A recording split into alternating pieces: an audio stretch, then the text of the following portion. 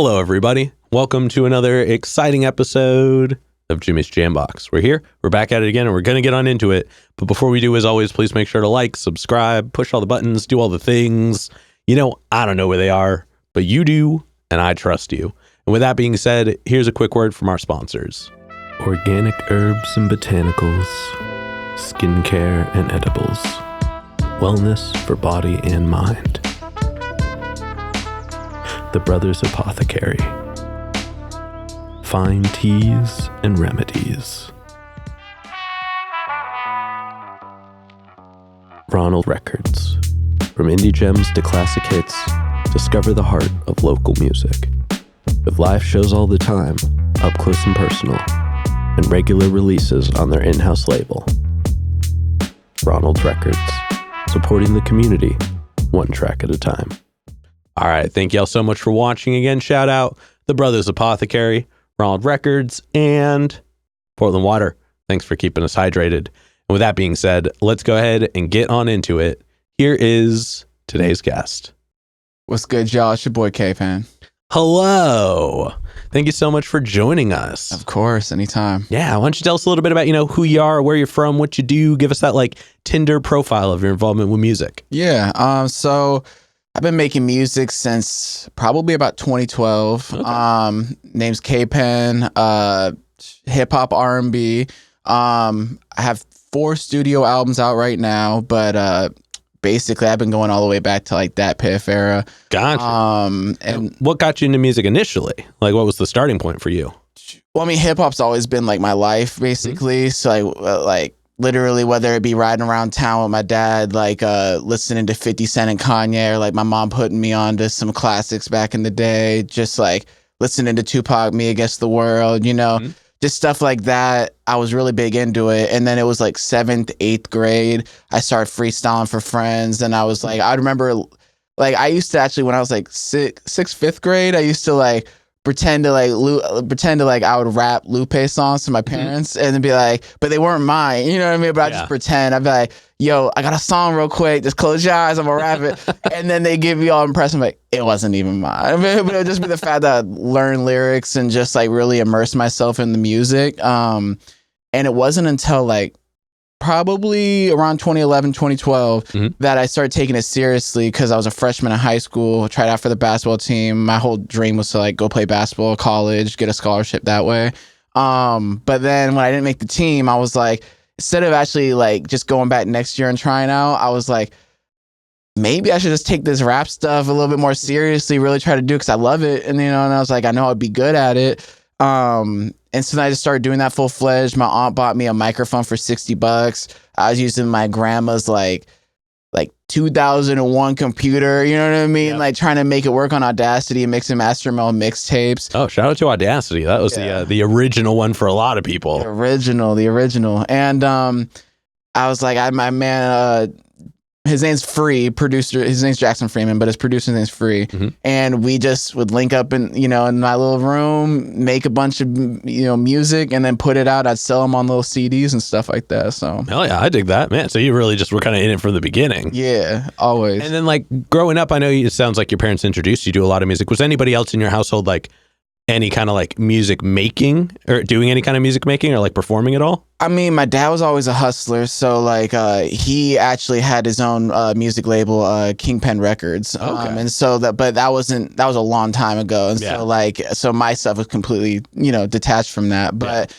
just being able to see his hustle, and then also just being able to see different people in my family pursue their own passions and stuff like that.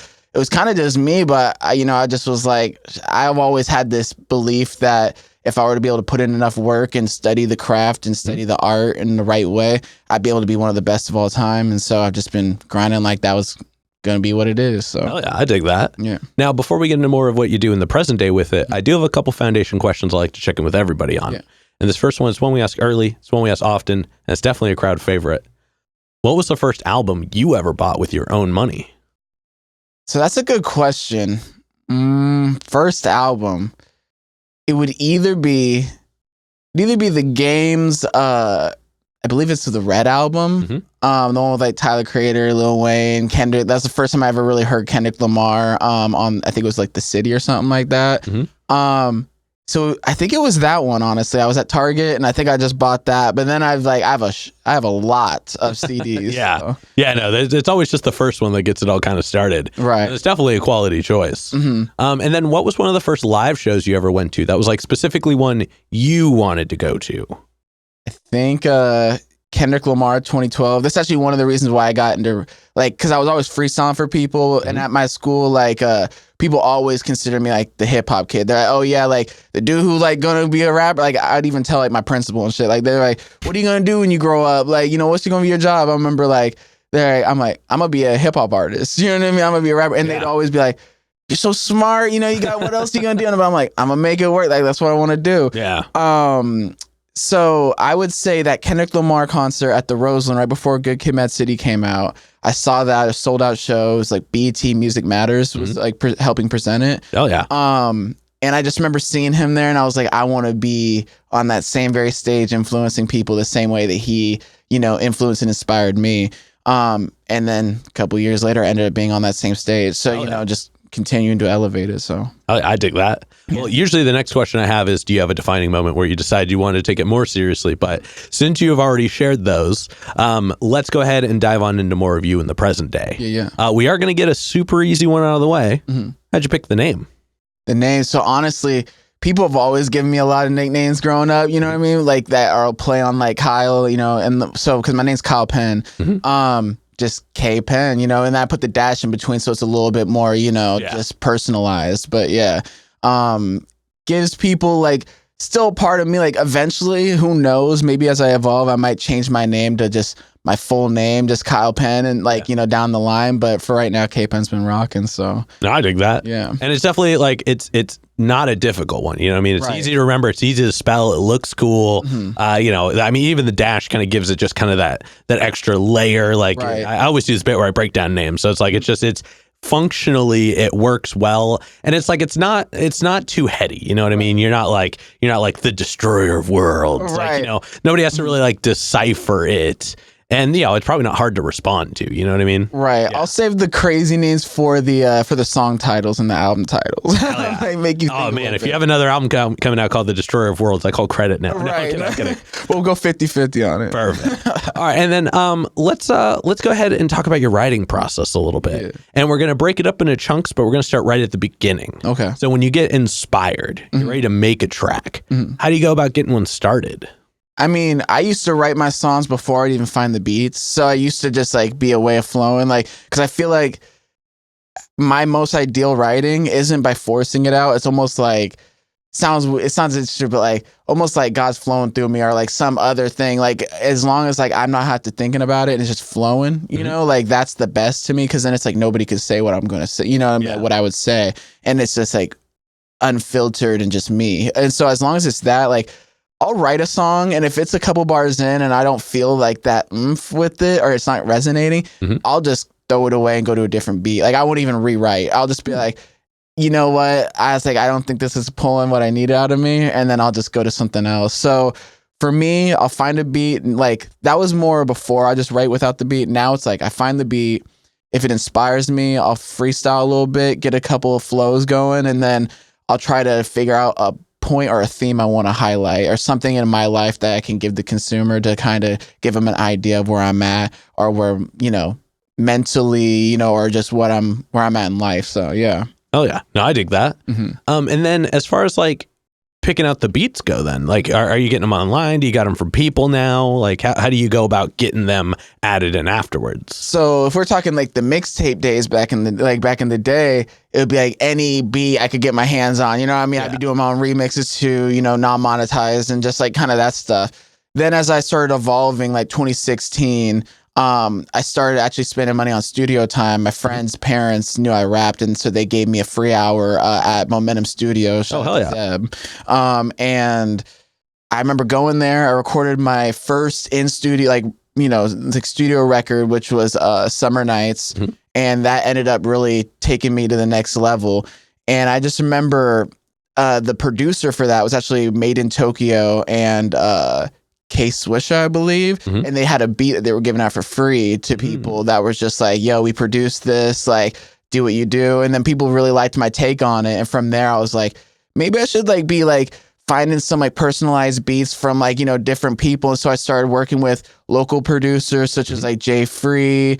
I started like finding producers abroad, even like Livewire, Young Nab, Sugar Beats, and those are just people that reached out to me that found like my old discography and were just like, hey, we have a bunch of beats for you if you want them. And they work at such a high clip that like I'm pretty picky about beats, so I'll just listen to all the ones that they send and maybe pick out a couple. And then eventually I just have a vault full of stuff from them. Yeah. And then at that point you have so many different vibes that you can choose from that I'll just listen, and if something inspires and I go with it. But hell yeah, I dig that. And I guess once you get a track finished writing, so it doesn't have to be like recorded and released per se, but you've gotten it to where you can start memorizing it, you can start getting it out there. How long does it usually take you to feel comfortable enough to perform a track?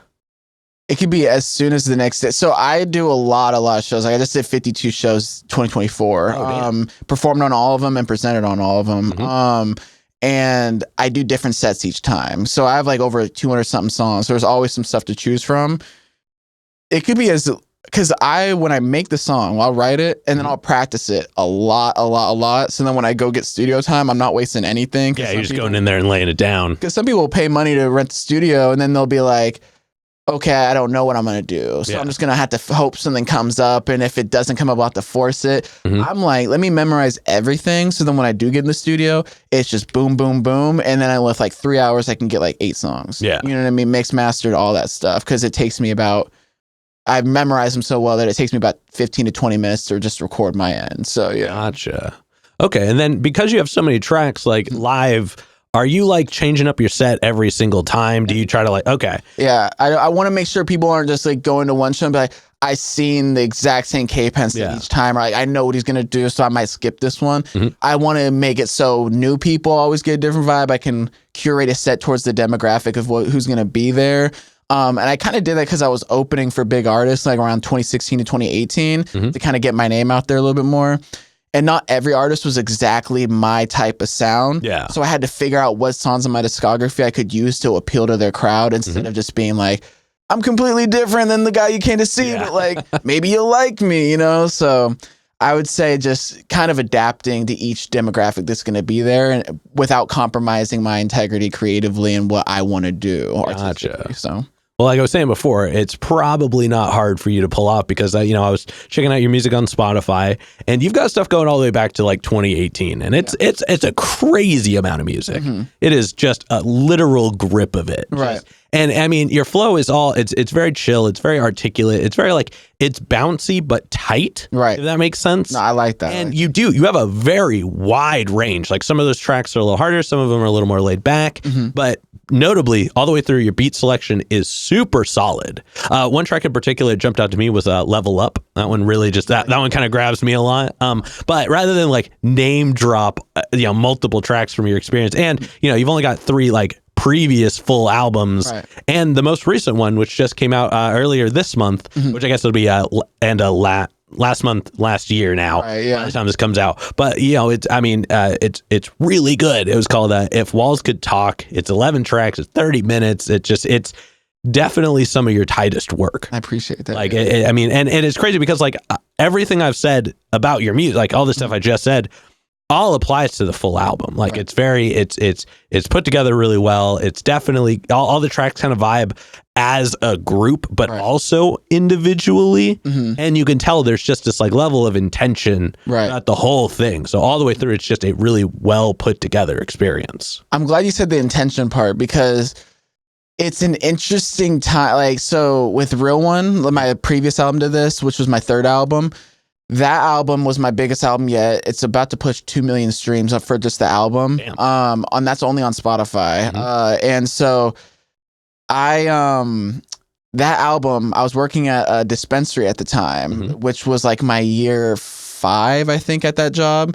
And I just was like, I was really trying to come up with something that was like with my time, because I was being able to use my money from that job to reinvest into my music. And I just kind of like, man, I really want to like use some money marketing wise to just really make this album that I'm working on, like really push, go spend a lot of money on studio time and just really devise what I felt would be my breakout album, or an album that would really get my name out there. And I remember I thought it might have been too realistic at first, but I remember telling some of my coworkers when, behind like the, behind the desk or whatever, I'm like, this album, I'm going to get 1 million plays. I'm like, I don't know how I'm going to do it. I don't know what I'm going to do, but I'm going to get 1 million. And inside, I'm like, maybe I'm setting myself up for some disappointment. Who knows? Because you don't want to just be about the numbers. You know what I mean? Because an album's way beyond just what you stream, So, but I was like, I really put a lot of intention into it. And I devised an album that not only I thought was great and sonically what I'd want to listen to, but something that people that weren't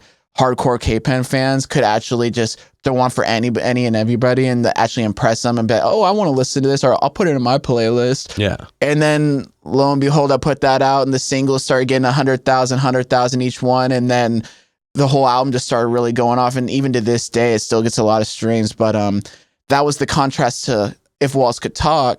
I took more of I felt like I took more of a risk creatively on the production and on my approaches more so than I did on Real One, because with Real One I knew I was getting a certain pocket that people would I was like, okay, people are gonna gravitate towards this and they're gonna like this. If Walls Could Talk, I wanted to be a little bit more revealing, a little bit more into like giving people an idea of where I'm at in my life, because Real One was a little bit more like less about where I'm at in my life and more just about sonically what I'm trying to get at, like because with Real One, I love like Dom Kennedy albums and like Kendrick albums and like certain where there's like a certain vibe, like one song, and then you're like, damn, it has like a little R&B element to it, a little bit something like that, but then they don't continue that the rest of the album. And I'm like, damn, what if there was an album like the whole time it was kind of like that vibe or something like that, like that one song you wish that would be more on the album, like what if the whole album was kind of that? And so with If Walls Could Talk, I took a different approach, a little bit more risky. And coincidentally, people are really liking it, so I'm happy about that. Hell yeah, that's right. Well, thank you so much for sharing that. Yeah. Now, before, actually, I do have one question I want to follow up then. Out of all the music you currently have available, what are some of your favorite ones to perform? Ooh, to perform? I mean, Walk Like Me is always like... That one, shout out to my producer, SSRIs, produced it on his phone. It's actually part of a project we have, Hit the Streets, which I dropped in 2020, which was like all the stuff politically going on and all that. And I was like, he makes a lot of just like hardcore, like, like just banging beats. And so I was like, damn, like this is different than what I usually do. So I'm like, let me just make a darker project and just kind of really hit people over the head. So like, that Walk Like Me, people really like, especially just because chanting like go K-Penn, go K-Penn, go, like before each time I perform that, people always get into it. From the same project, I'd say Hit the Streets, just because sorry for the language, but people always love the part say, little bitch, I don't want to hit your blunt. You know what I mean? Like so I'd say those two. And then other than that, I don't really have any favorites, because it's always just depending on how I feel, I guess. Because like if I don't feel the song, I know I'm not gonna like. So that's why I practice each individual set, because it'll just give people an idea of where I'm at, I guess. Gotcha. I dig that. Now, before I do some of the more broad stroke questions, let's take a moment and tell us a little bit about your other big project you got going on, Realist on the Rise. Yeah. So actually, it was crazy. I created ROTR back in like 7th grade, 8th grade. I've always had a vision for everything I'm doing back then. So that's why like sometimes my visions are so big that like it takes a while for people to see what I see, because I'm just thinking way ahead. I'm like, even if you don't see what I see now, it's like you got to be able to see the potential in order to just get to the actual vision. Yeah. And so I created ROTR with we were throwing out a bunch of stuff. It was like me and my homie Sergio Mendez and my homie John Leppa, and we were just chilling and just decided to create like the name ROTR. And then I had this vision. I'm like, I want to create a platform that I didn't get to have when I was creating music in the beginning, because I felt like I was making music and no matter how many people saw it, it would be like hard for certain people to acknowledge it and actually give the credit or, give the appreciation I would say publicly. So I wanted to create or give platforms. So that's why I wanted to give a platform for not only people that are passionate and whether they're just starting or been in it for a long time, but give them a platform to perform and like get in front of their fans and help give them the steps to take it to the next level.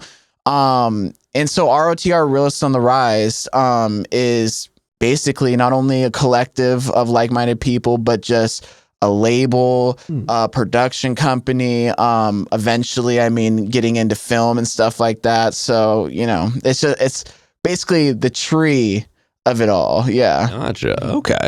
Okay. And now, in the present day, excuse me, in the more of the present day, like what are some of the things that like you are like working towards next, if you don't mind me sharing, or don't mind sharing with everybody? I mean, there's a lot, but of course, I feel like regardless of whatever I do, because I've the last couple of years I've known like very highly I'm really good at business, but like my main goal of all time is still to be like one of the best MCs, hip hop artists. You know what I mean? Like there can always be somebody that has better flow, better, might be able to use more syllables, you flip with a couple more words, but my whole goal is like at the end of the day, there's going to be some people out there that like listen to what I did, even at the end of my career, and be like, he's, who I consider to be one of the GOATs. Like that's what I've been working towards, of course, my main goal. But other than that, I want to hopefully create sitcoms, movies, act in those movies, direct those movies, help write those movies, or shows, and basically keep creating opportunities for artists with local shows and just keep that machine going. Like we did 52 this year. Hopefully we can do more next year. And to take it to the next level, we've been implementing bigger nationally touring acts by booking them to come out to Oregon, presenting it with a couple openers that are local on the bill, myself included, and then just having a good time with those people, getting out into the industry and just really trying to shake it up from the bottom up and just really just forcing ourselves in the industry and just really, I don't know, trying to make our own lane in it, it really makes something to be remembered both statewide and nationally. So, oh yeah, I dig that. Well, thank you for sharing that with us. Of course. Yeah. Now, getting back to more of you on like the music making side, what are some like newer sounds right now, or if they're not like new, like new to you music that's inspiring you at the moment?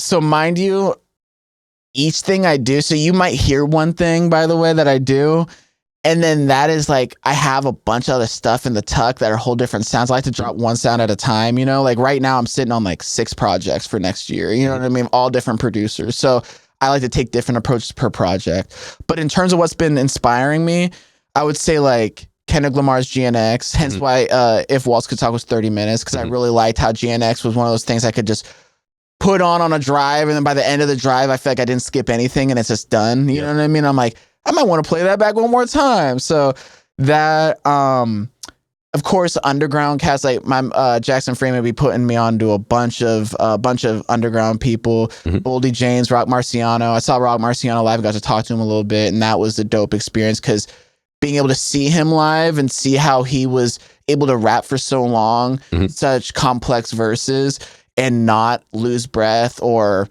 lose his voice, or like he was rationing out the energy that he would put into his performance to last the whole time, and would pick songs curated in a specific way to make sure that the vibe rose and then decreased and then went high at the right points. So stuff like that, like hip hop inspires me in every facet. Like there's something to learn from everybody. So I feel like with that, I take in so much media and so much music that subconsciously there's always some stuff inspiring me. Yeah. No, I dig that. Yeah. And now, actually, I should have asked you this way at the beginning, but anytime somebody brings this up, I always try to check in a little bit. You said that you were doing sports back in the day. Yeah.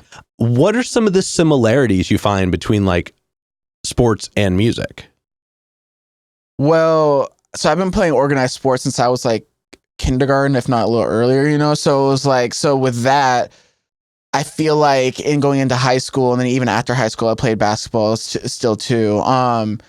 But I feel like certain leadership aspects and certain ways of working as a team, like with like the leadership aspect, it's like being an artist is some part of like delusion. I feel like you have to kind of have, or obsession almost, like to where like other people may not have that same exact like trust in your idea or trust in that it's possible to win with the way you're approaching it. But just as like a coach of the basketball team, your job is to like navigate those people's like vision into being like, hey, we're capable of winning this game. And even though those people may have, you know, nicer equipment, they may have played longer, you know, they may be bigger. It's like, here's a way that we can still win. And like, you know, and even if we can't win every time, all that matters is we win today, you know? So like with ROTR, having, you know, a team of people like that, it's like having to show people my vision, like, and then being like, hey, I know it may not be, you know, the most realistic right now, but when the work's done and the stuff that I'm telling you that we have to do in order to execute such thing is done,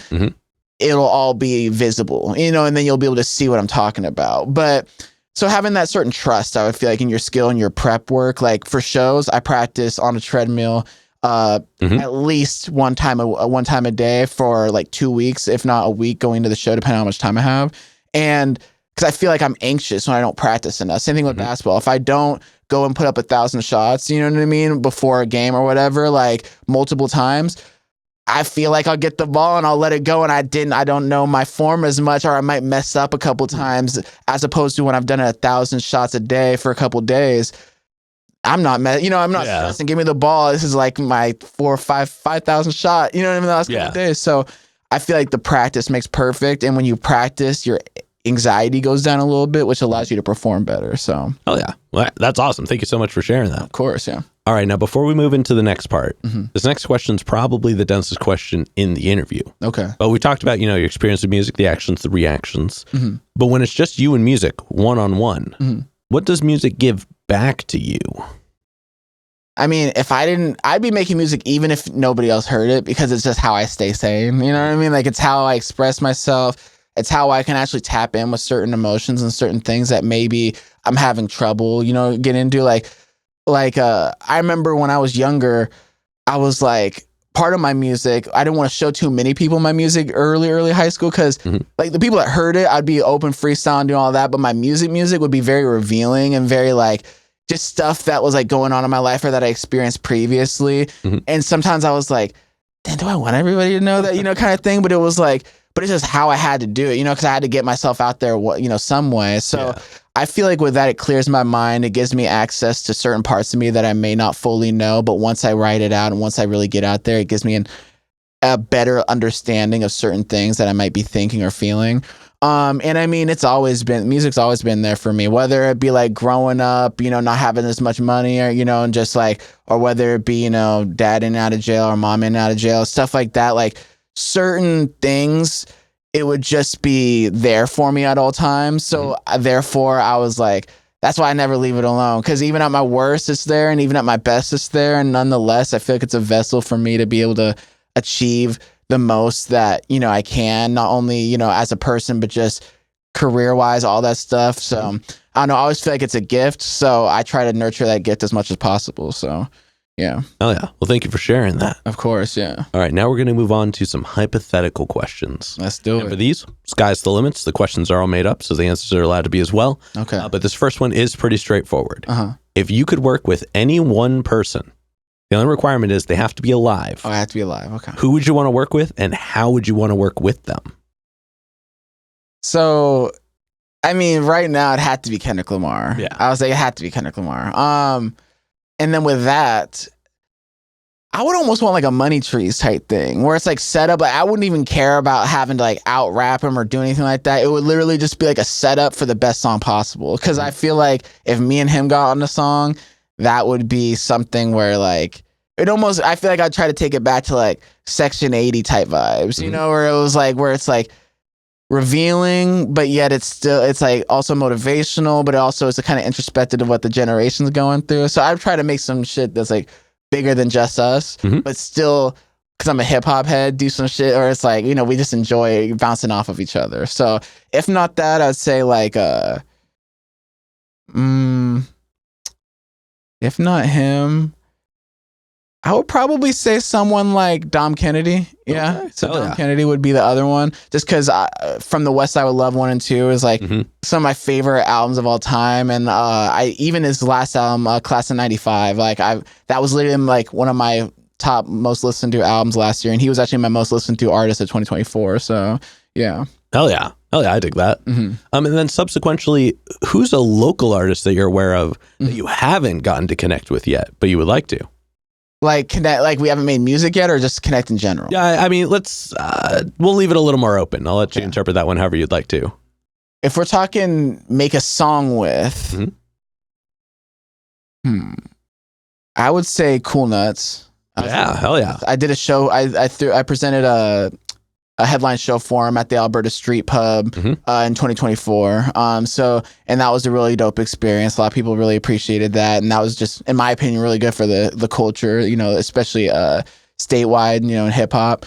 And then if I had to connect with someone that I haven't connected with, that's a hard one, because I feel like a lot of the people that have connected that I've caught, like, just, oh, I know, I've seen them, I've like reached out to them directly or something like that. But like, I would say what I haven't seen. I don't know about one I haven't, like, you know, meeting wise, but I'd say another artist I'd want to do a song with would be someone like Kaso. Yeah. Okay. Hell yeah. Yeah. Oh yeah, I dig that. Well, everybody, you know what to do. At them in the comments. Let's see if we can make that happen. Tag them. And then for this next one, like I said before, sky's the limits, and it's pretty literal in this sense. But if you could perform anywhere in the world, and you wouldn't have to worry about crowd access or building stability or power, it was guaranteed the best lineup, guaranteed the best show, and it doesn't have to be a venue. It could be anywhere. Where would you want to perform? Oh, I'd love to do a show in Africa. Hell yeah. Like, I mean, I just want to go to Africa in general. And just like, I'm really big on just like a lot of like historical things around the world. So I mean, like, any type of stuff like that I would really like, just because like I remember, like, I was just looking at statistics, and there's like, I remember one year I just had a lot of statistics going on in Africa, and I was like, man, I'm like, that would be like super fire just to be able to do a show there and just see what the vibe's like, you know what I mean, and just be able to kind of embrace, like, you know, that culture. So I'd say that. Yeah. Oh yeah, I dig that. All right, and then to wrap up the hypothetical questions, if you could get one more album from anybody, they could be alive, they could be dead, they could have not put out an album in 100 years, they could put out an album yesterday, who would you want an album from? I would want, so I kind of have a couple answers to this. I would say one would be, I'd really want, so for the culture, I'd say I really want Pharrell, Lupe, Kanye album that they were supposed to make. And so, because that one never ended up coming out. So I'd want that. A Tupac album, because there's supposedly a bunch in the vault, but according to, you know, their estate, they haven't released them yet. So that'll be that. And then I would say a rap Andre 3000 album. Yeah. So like, I'm, as much as I love him being able to do his other stuff, I would love to see him get in the booth and really rap, because his verse on that Kanye song that they did recently, that was really impressive to me. So yeah. Hell yeah. All right. Now, with that being said, we're going to go ahead and start wrapping this up. What can we look forward to between, let's say, now and June? I would say more music. I'm really planning on just dropping a lot of projects, different producers, so different sounds. They won't be like full length albums, but they're gonna be like EPs, like probably like 5, could be up to 7 songs, but you know, probably around 5. Some visuals, some more shows. Expect some big shows, bringing some big artists to Portland, and yeah, man, just pushing ROTR forward, pushing K-Penn the name forward, and just trying to make the best music possible and keep pushing the scene. Hell yeah. Well, definitely looking forward to all of that. Yes, sir. For this next one, go and look straight at your camera. Tell everybody how they can find you. Y'all can find me on social medias, K-Penn 930, or just look me up on all streaming platforms, K-PENN, and tune into some heat. Hell yeah. And then any other plugs, any other shout outs, anybody else you want to put on while you're on here? Yeah, man. Shout out I Am Osiris, other half of ROTR, DJ, sound guy, helping throw everything together. I would say shout out to my man Jay Free, shout out to Mike Video. I did assistant videography work under him for a while, so that's how I learned videography stuff, and just he helped, you know, push me to that next level. Got to meet a bunch of different artists. And then yeah, shout out to my mom. Shout out to the fam, and that's about it. Yeah. Oh yeah. All right. Now, with that being said, I've got one last question to go. But before we do, I'm gonna steal the camera for just a second. Do your thing. As always, y'all, please make sure to like, subscribe, push all the buttons, do all the things. You know, I don't know where they are, but you do, and I trust you. And one more shout out to the Brothers Apothecary, Ronald Records, and Portland Water. Thanks for keeping us hydrated. And with that being said, the final question. And this is entirely up to your interpretation. Okay. But in all of music, what is an album you feel is more on the obscure side? So it's a bit of a deep cut. It's one not a lot of people would know, but it's one you think everybody should know. So everyone should know, but it's pretty obscure. Yeah. I would say this is a collection of projects. Go to Bandcamp and then listen to all the Knowledge Textual Ceilings. Those are some of my favorites. So Knowledge, I used to literally be in school. Like I was supposed to be like in class doing some shit on the computer. I would be looking up Bandcamp on one tab. And then I'd be listening to Knowledge while I'm supposed to be doing computer stuff. And I would listen to all those Textual Ceilings. He's like one of the goated remix guys. Like he would take vocals from old soul and R&B songs and then flip them into really unique production. It has really creative takes to all of them. And they're just a vibe. And honestly, that's some of the most unique and creative approaches I've heard to the music. So I would say Knowledge, Textual Ceilings projects, any of them, they're all fire. Oh, yeah, that's a really cool rec. Thank you so much. Of course. All right. With that being said, we're going to go and wrap this up. Thank you so much for joining us today. Thanks for having me, man. Anytime. Yeah. And this has been another exciting episode of Jimmy's Jambox. Yes, sir. I'm Jimmy. I'm K-Penn. And we're signing off. Later, y'all. That's a wrap. This is not a podcast. This is a show.